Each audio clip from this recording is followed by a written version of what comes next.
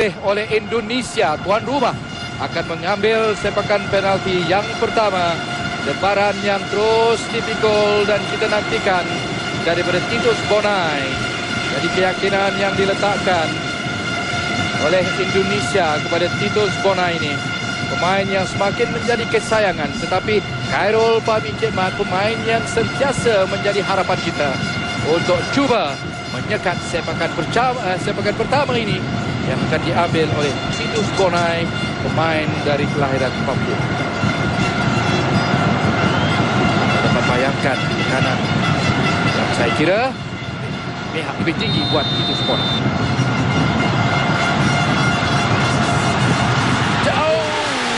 Hampir saja jangkaan yang baik dapat dibaca oleh Khairul Fahmi Encik Mat. Sedikit saja lagi, kalau dapatlah dia menepis, sudah melonjak betul, meneka di situ dia kiri. Itu golnya, sentuhan jejari yang belum cukup, kurang mantap sedikit saja. 1-0 sepakan pertama Indonesia telah pun berjaya disempurnakan oleh Titus Bonai. Kita nantikan pilihan pertama Ong Kim Sui. Mahali Jazuli akan mengambil sepakan pertama setelah Indonesia mendahului 1-0. Mahali, pemain yang cool, yang mempunyai karakter yang tersendiri. Cantik! Itu dia Mahali Jazuli. Seorang pemain yang mempunyai keyakinan yang tersendiri pada hari prestasi terbaiknya, seperti mana dia membantu Malaysia menewaskan Indonesia 3-0 pada perlawanan akhir Piala AFF pada tahun 2010. Mahali telah mempamerkan bagi saya satu persembahan yang sempurna sebagai bek kanan pasukan negara ketika itu. Tetapi tumpuan diberikan terus kepada pengambil sepakan kedua penalti untuk pasukan Indonesia. Apakah Khairul Fahmi Encik Mat akan dapat menjangka dengan tepat sekali lagi? Mungkinkah dia lebih bersedia untuk menolak atau menghadang, menampan? Tetapi sepakan ini yang akan diambil oleh Gunawan Dwi Cahyo untuk cuba dapatkan satu lagi gol untuk pasukan Indonesia. Tidak mudah tekanan. Khairul Fahmi Encik Mat apik fokus di situ. Gunawan Dwi Cahyo telah menjadikan gol pertama Indonesia. Tetapi kita nantikan siap ke depan. Saya rasa dikuas oleh Khairul Fahmi Encik Mat. Tertampan tiang gol di situ. Gunawan Dwi Cahyo tidak dapat menyempurnakan. Dan lihat, walaupun bola melorong di belakang badan Khairul Fahmi Encik Mat, tidak masuk ke gawang, terdiam. Masuklah pemain simpanan Lucas Muelem, berjersey nombor 14. Tetapi sekarang ini yang lebih penting, tugas yang diambil oleh pemain Malaysia. Kelebihan sudah ada, kelebihan awal. Barang diingat, Fandi Osman akan mengambil sepak.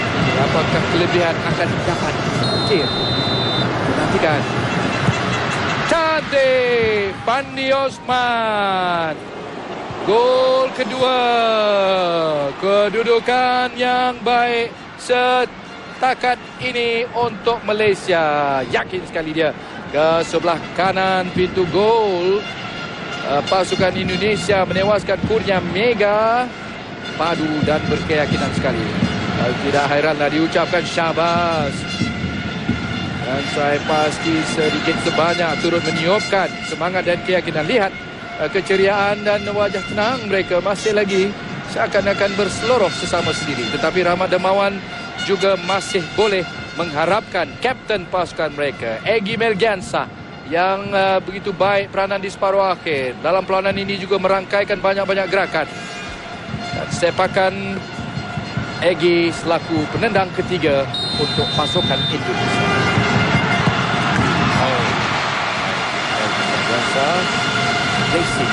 Dia menghalakan sepakan itu tadi dengan badan yang tidak begitu banyak bergerak.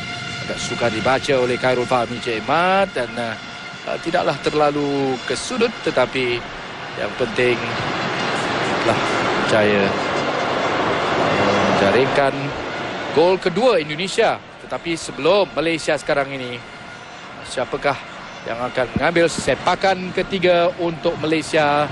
Skuad bawah 23 tahun kebangsaan yang sudah mempunyai sedikit keyakinan, dan kita harapkan Fakhri Sarani, tidak perlulah saya katakan banyak lagi, Fakhri Sarani sedar akan tugas yang diambilnya sekarang ini.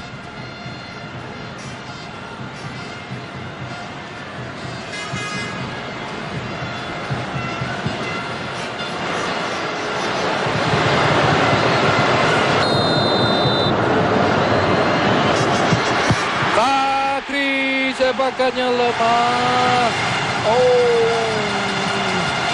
Kedudukan masih terikat 2-2. Fakhri gagal melakukan sepakan, tetapi sememangnya kita juga mengharapkan. Ini kita lihat sepakan yang sudah dibaca awal-awal lagi, dan apakah sebenarnya faktor keletihan daripada masa tambahan. Kita sudah nampak gerak-geri ataupun body language daripada Fakhri. Dia sebenarnya sudah agak keletihan, terlalu keletihan, dan mungkin sudah kekejangan otot, tetapi gagal menggunakan kepercayaan yang diberikan selaku penendang ataupun pemain ketiga Malaysia mengambil sepakan. Tetapi Indonesia,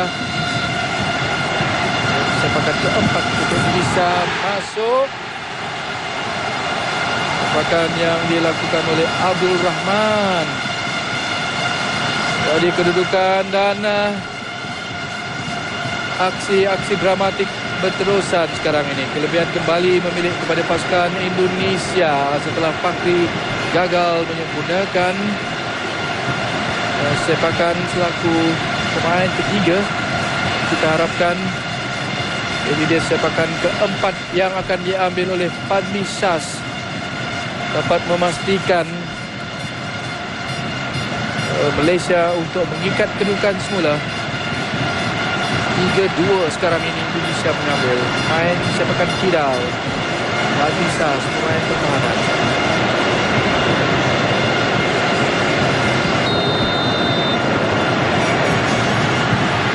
Cantik, baik, padu dan yakin sekali sepakan daripada Fadli Shaz. Kedudukan sekarang 3 sama. Debaran terus saja dirasakan. Perhitungan yang belum terlerai. 3 sama selepas 4 sepakan, dan ini Indonesia mengambil giliran dengan pemain kelima mereka yang mengambil sepakan.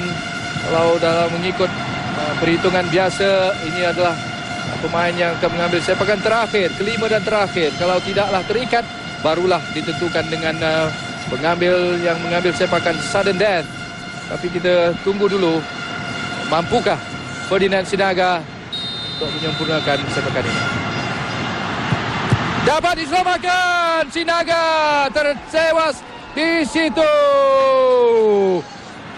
Tindakan yang baik ditunjukkan oleh Khairul Fahmi Jemat. Ya, ini bermakna Ferdinand Sinaga tertekan di situ, dan tindakan dia merebahkan badannya ke sebelah kanan dan betul dapat menghadang, menampat bola itu keluar. Untuk kedudukan masih lagi 3 sama, tetapi Malaysia mempunyai seorang lagi pemain, iaitu saya kira kapten pasukan Malaysia. Apakah Badrul Bakhtiar yang akan mengambil untuk menentukan pingat emas? Jika masuk, saya kira sudah tentulah Badrul akan membantu. Bagaimana? Tunggu. Badrul gol! Kencang dan tidak dapat dihadang.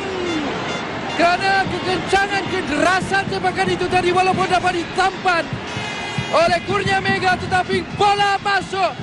5 sepakan kelima dan kemenangan Malaysia dapat mempertahankan pingat emas bola sepak dalam Sukan SEA ke-26 di Gelora Bung Karno. Walaupun malang sekali, penjaga gol Indonesia ini Kurnia Mega, penentuan penalti itulah boleh dikatakan dalam semua pertandingan semua peringkat perlawanan bola sepak, segalanya ditakdirkan dan diserahkan. Apa yang berlaku, apa-apa saja boleh berlaku. Dan lihat, walaupun ditampan sepakan daripada Badrul itu tadi, tetapi bergolek dan kederasannya memastikan bola itu memasuki mulut pintu gol pasukan Indonesia. Sekaligus pingat emas acara bola sepak dimenangi oleh Malaysia dalam 2 edisi Sukan C secara berturut-turut. Memang jarang sekali dapat dilakukan, walaupun pada zaman-zaman tahun 70-an dulu kita pernah menguasai acara bola sepak. Dan setidak-tidaknya kegembiraan yang tetap dirayakan dan tetap layak diterima oleh Badrul Bakhtiar dan rakan-rakan semua, kerana jarang sekali, sudah lama kita tidak dapat mempertahankan